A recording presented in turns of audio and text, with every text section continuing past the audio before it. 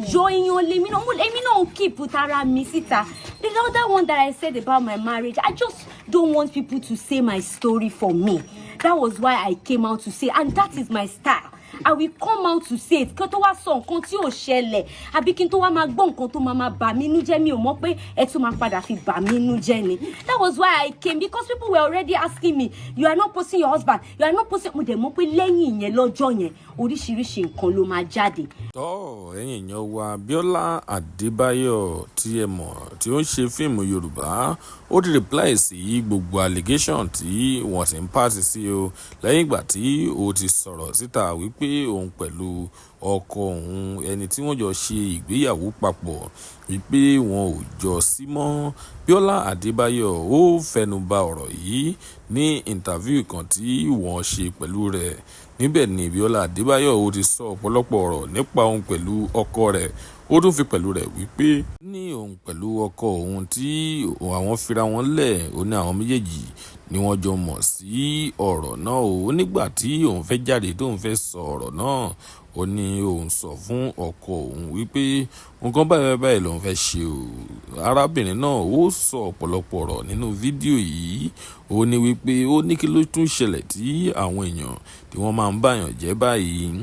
Arábìnrin yìí ó sọ̀rọ̀, ó gbòmìjé lójú rẹ̀.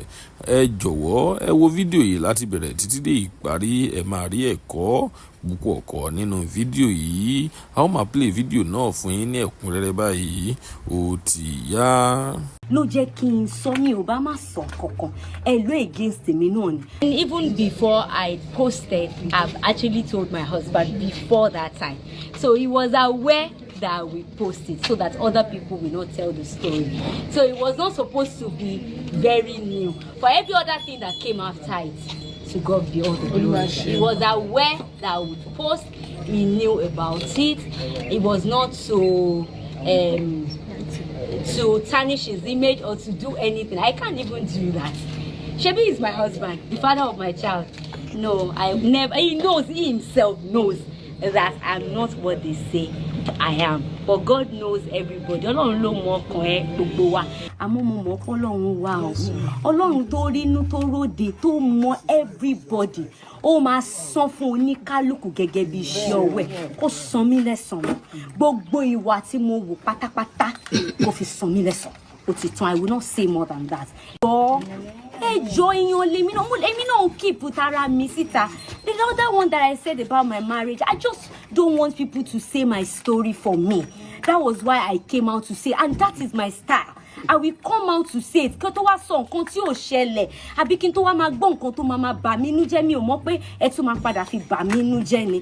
That was why I came, because people were already asking me, you are not posting your husband, you are not posting. Mo dẹ̀ mọ̀ pé lẹ́yìn yẹn lọ́jọ́ yẹn oríṣiríṣi nǹkan ló máa jáde. Ló jẹ́ kí n sọ mi ò bá má sọ kankan ẹ ló against mi náà ni. And even before I posted, I've actually told my husband before that time, so he was aware that we posted so that other people will not tell the story. So it was not supposed to be very new. For every other thing that came after it, to God be all the glory. He was aware that I would post.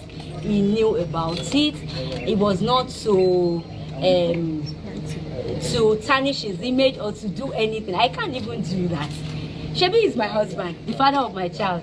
No, I never. He knows, he himself knows that I'm not what they say I am. But God knows everybody. Ọlọ́run ló mọ ọkàn ẹ gbogbo wa. Àmọ́ mo mọ̀ pé Ọlọ́run wà o. Ọlọ́run tó rínú tó róde tó mọ everybody. Ó máa san fún oníkálùkù gẹ́gẹ́ bí iṣẹ́ ọwọ́ ẹ̀. Kó san mí lẹ́san. Gbogbo ìwà tí mo wù pátápátá kó fi san mí lẹ́san. Ó ti tán, I will not say more than that.